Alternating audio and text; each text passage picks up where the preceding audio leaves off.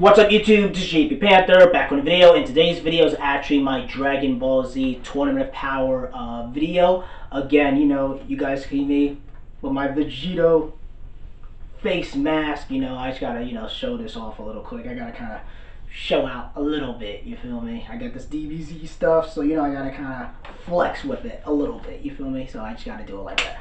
So this video is about the Tournament of Power. This is gonna be my review of it. This and the Broly movie will probably be my last Dragon Ball Super series type video. So we're about to get into it, and we're about to go into it right now. So the Tournament of Power, which I think is probably the best arc in Dragon Ball Z. To me, I still think the Broly movie is the best Dragon Ball Z movie, probably out of all the Broly movies, because he just gave you so much of the fan service and stuff like that, but that's another video. The Tournament of Power, reason why I like this arc, because until the end, you feel me, was we got to see the 12 gods of destruction, all the 12 gods of destruction, the angels and stuff like that. And how it pretty much goes is where this particular arc, whereas Goku talks about how he really wants to fight, and he tells Zenos he wants to fight real bad. And Zenos when is that tournament gonna start? He's like, whenever you started, pretty much. And then Beerus is like, do not give Zenos any ideas, whatever. And pretty much what Zenos was gonna do, he was originally just gonna wipe out all of 8 universes. But instead, he was gonna do where it's it's gonna there's 12 universes, right? 4 of them are excluded. I think it was universe 1, 5, 8, and 12 were excluded because I guess they completed the amount of energy or the amount of humans that they killed or whatever, or life forms and stuff like that. It was very, very balanced in those universes.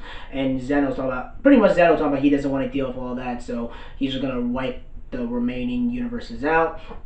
But with this Tournament of Power, you get to kind of see which universe is the strongest out of all the 8 universes. And I really liked it because I felt like it was like survival of the fittest. It felt like Hunger Games, kind of like if you're out, you're out. Then they had the pre-tournament, whatever, and pretty much where the pre-tournament pretty much to test on the skills and stuff like that.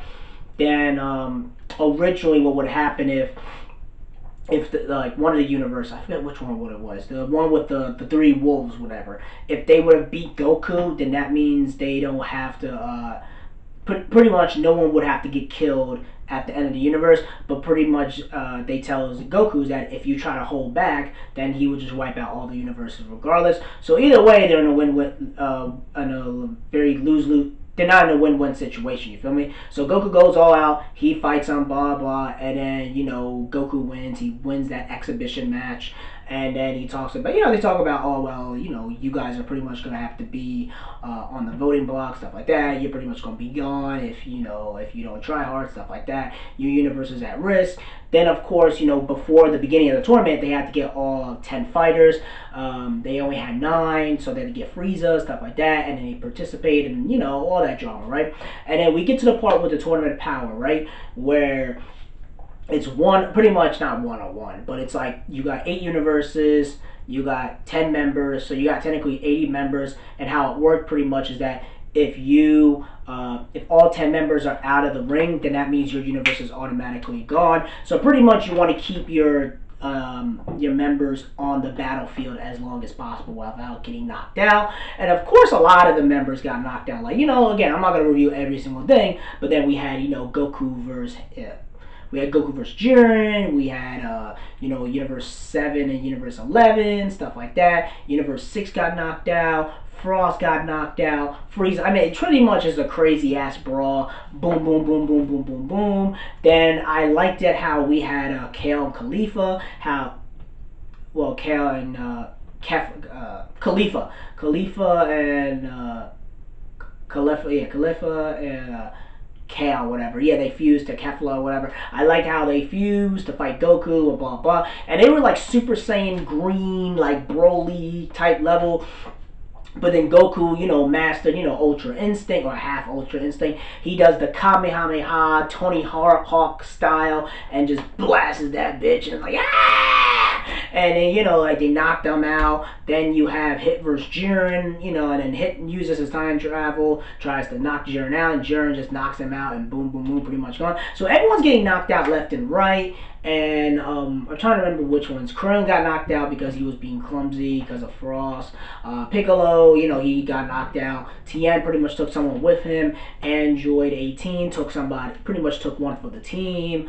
I'm just trying to remember. It was pretty much crazy brawl. Everyone gets knocked out, blah blah blah. And pretty much to sum it up, because I'm not gonna just go through every single member who got knocked out and stuff like that. So the main important fight, we're just gonna skip through all that crap and go to the main thing, was the final battle between Universe 7 versus 11, and it was Dispo, Jiren, and Toppo. And then you have, for our side, our universe, was Goku, Vegeta, Android 17, Frieza, and Gohan. And then pretty much they just go brawl out. And they just pretty much go brawl out. And then pretty much we find out pretty much they fight. Then Gohan sacrificed himself to beat Dispo. Boom. Then Toppo and 17 and Frieza, they fight. Then Goku and Vegeta fights Jiren. Goes on and on. Blah blah blah. Boom. Then we find out that Toppo is one of the candidates of God of Destruction, and we thought Toppo was that dude, but then Vegeta knocks him out, and boom, he's pretty much gone. You feel me? So all that hype of him being a candidate of God of Destruction, and pretty much leaves Jiren in the last of the ring. And in my personal opinion, I think the Jiren fight was probably one of the best fights in DBZ, because Jiren was just kept on getting more powerful. He beats everyone up. He whoops their ass, man. He whoops Goku, Vegeta, Frieza, 17. I mean, they can't do shit, man. And Vegeta tries to use all his energy, try to fight Jiren, knocks out. Then, we thought 17 is dead. Then, of course, we thought he blows up and sacrifice. Then you find out he's alive, stuff like that. Then Vegeta, cries, gets emotional. He gives Romania's energy to Goku, and then, so he can absorb some of the energy so he can hold his own against Jiren. And pretty much, Jiren and Goku fight. Goku turns to Master Ultra Instinct. Jiren turns to Limit Breaker. I mean, bruh, like, Limit Breaker was probably more powerful than freaking Ultra Instinct, because the way Jiren was able to hold his own, they blew up everything, man. Destroying, chaos, destruction, blah blah blah, getting their asses whooped. I mean, it's freaking insane. Boom. Boing, boing. Like, it's just crazy as hell. And of course, Goku was about to lose, and Jiren comes in there and says, yo, I'm about to blow this thing up, and you about to be out of the ring. Then Frieza uses one of his air attacks or whatever, so Goku could still be on the ring. And then it's Frieza and 17, and even though they barely have enough energy to beat Jiren, and Jiren's mad because he thought they were out, but then they kept fighting, and of course 17, Frieza, and Goku finally, not really 17, but Goku and Frieza finally put their differences aside to kind of fight and work together. And pretty much Frieza's like, if I win this, why get my body back? Yes, I promise. You blah, blah, blah. Only if you win. I don't know. It's like, alright, fine. And they put their bullshit aside, they work together. And it was the first time we saw Goku and Frieza work together, and it was insane, man. It was freaking insane. You have a racist and you have a Saiyan coming together and fighting Jiren.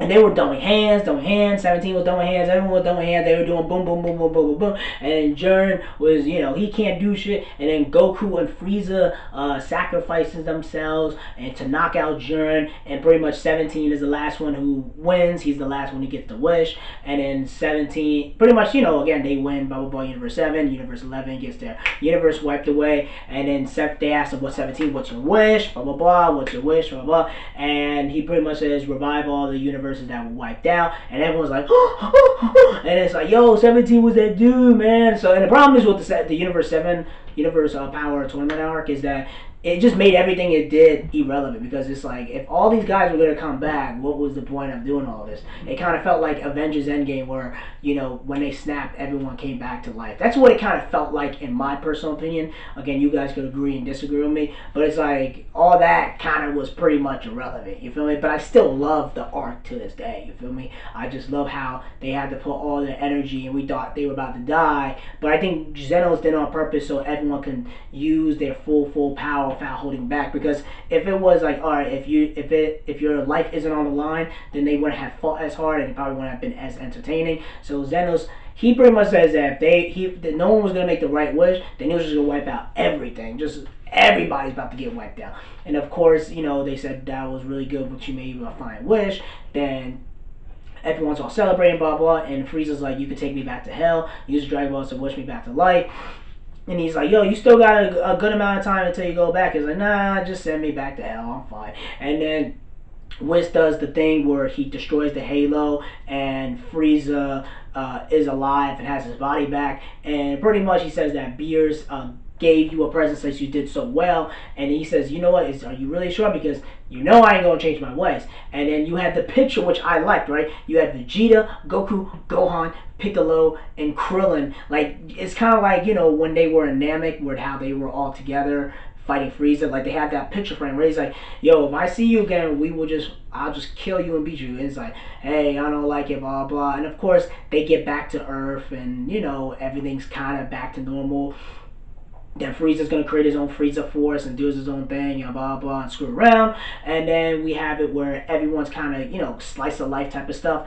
And at the end of the episode, which I still like to this day, Goku and Vegeta still fight in that same, like, rural Grand Canyon type area. Did the poses, and then a Super Saiyan Blue. And then Vegeta's like, where's your Ultra Instinct power? He says, I guess I lost it during, you know, the tournament. And he's like, are you kidding me? Blah, blah, you did all that and you still don't have it? Yeah, I pretty much lost it. And then they were about to fight, and it pretty much says until next time, but it never said like it was like the end of Dragon Ball altogether.